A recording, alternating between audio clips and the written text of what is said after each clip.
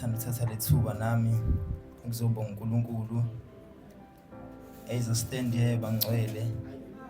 Angazi nokuthi ngithini.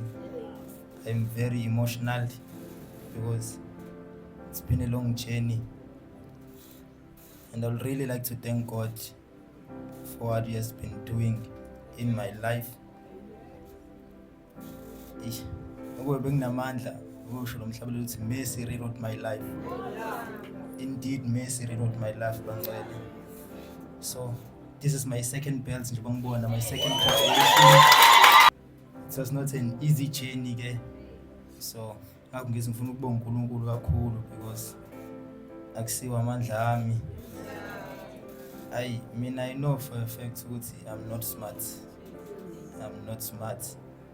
But ke Nkosi ulubele ngenzela umusa.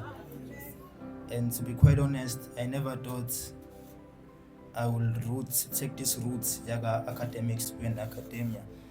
I never thought about it. I never saw myself in this position. But ke uNkulunkulu wenza ngendlela yakhe.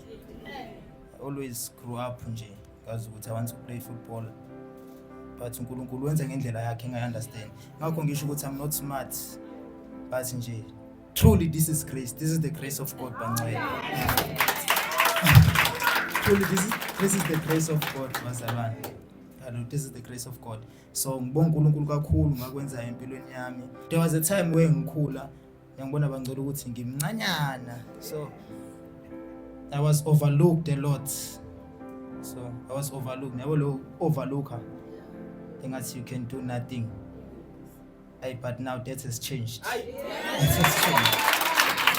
So ngibonga uNkulunkulu ukuthi kukho konke engikwenzayo ngenza izinto eziningi but la ngikhona nje like ngathi khona ilight ela kumina bangcwele. So I still play football le ngidlala khona everywhere. Inkosi vele angiphenye ifame engayazi. Le ngihamba khona nje ngizohlezi nginomuntu uyangazi ngibele ngathi uyangazi lapho mina ngimazi everywhere. So ngiphume ephepheni twice. Ngaphuma last year ephepheni kwilanga.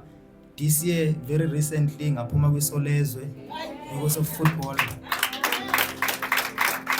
And then now I'm graduating, so it's the mercy of God. Ngibonga uNkulunkulu bangcwele. Amen.